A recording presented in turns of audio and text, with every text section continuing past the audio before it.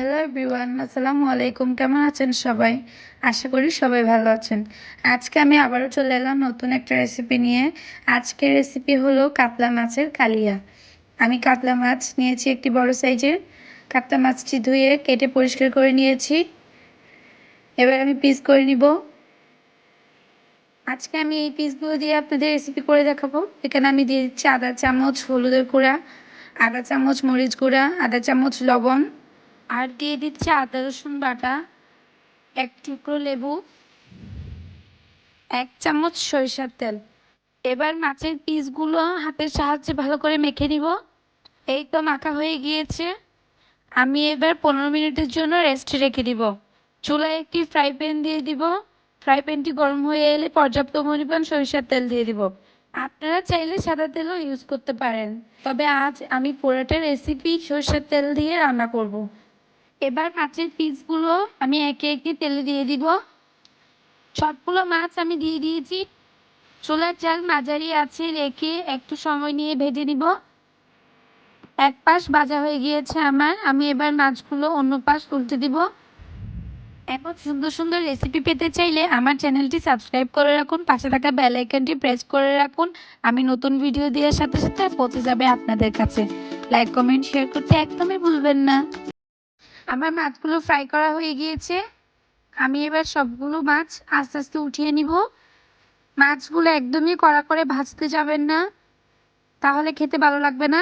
যেহেতু এটা কাতলা মাছের কালিয়া, জাস্ট আমি এপিট ওপিট করে হালকা ভেজে নিয়েছি। আমি যেই প্যানে মাছ ভেজেছি সেই প্যানেই আজ রান্না করে দেখাবো। দিয়ে দিচ্ছি 5 ফোড়ন, আর দিয়ে দিচ্ছি দারচিনি, এলাচ, একটা তেজপাতা, পেঁয়াজ কুচি। এবার নেড়ে চেড়ে একটু ভেজে নিব। আমি এখানে 2 রকমের পেঁয়াজ ব্যবহার করব। দিয়ে দিচ্ছি আদা রসুন বাটা,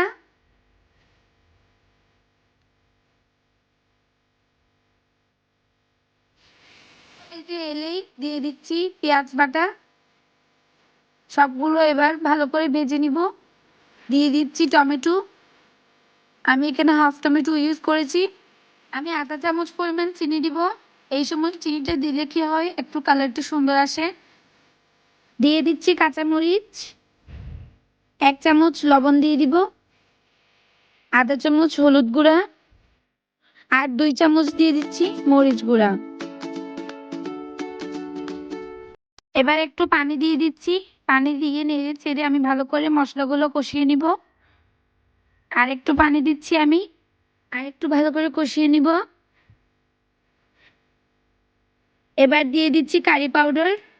এই তো আমার মশলাগুলো কষানো হয়ে গিয়েছে, তেল উপরে উঠে এসেছে। এবার আমি মাছের পিসগুলো একটা একটা করে দিয়ে দিব। এই তো সবগুলো মাছের পিস আমি দিয়ে দিয়েছি। 1 মিনিটের জন্য এবার ঢেকে দিব। ঢাকনা উঠিয়ে আপনাদের দেখিয়ে দিচ্ছি। আমি এবার অন্য পাশটা হালকা হাতে উল্টে দিব। এই কাজটা খুব সাবধানে করবেন, এই সময়টাতে মাছগুলো খুব সফট থাকে।